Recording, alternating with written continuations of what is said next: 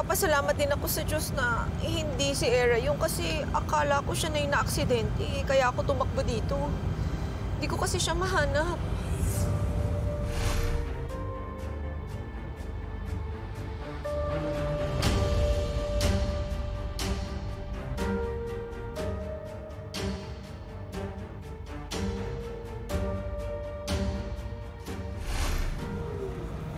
Bakit hindi ka makapagsalita?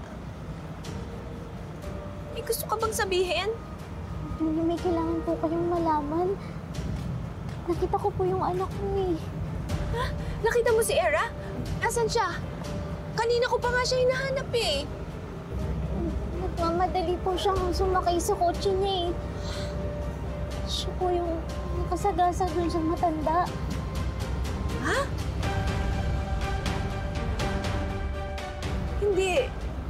Hindi magagawa yan ni Era. Lilet, bawiin mo yung sinabi mo. Attorney, nagsasabi po ako ng totoo. Nakita ko po talaga siya pagkatapos ko pong marinig na may bumanggang kotse dun sa matanda. Eh, pwede naman po na napadaan lang siya. Pero iniwan niya pa rin po yung matanda sa ganong sitwasyon. No! My daughter will not do anything like that. That's impossible! Attorney, nakita ko po talaga siya sa pinangyarihan ng aksidente. Malay mo naman, Lilet, kung nakita niya, pagkatapos nagpanik siya, kaya siya umalis. May iba ka pa bang pinagsabihan? Wala po, kayo pa lang po. Okay, that's good. Pwede ba na huwag ka na munang magsabi ng kahit na kanino hanggang hindi ko pa nakakausap si Era? I need to hear her side. I-clarify muna natin kung ano talagang nangyari.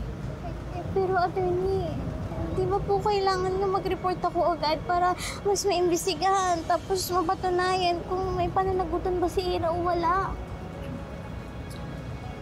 Lilet, hindi mo naman actually nakita na sinagasaan ng kotse ni Era yung matanda, hindi ba?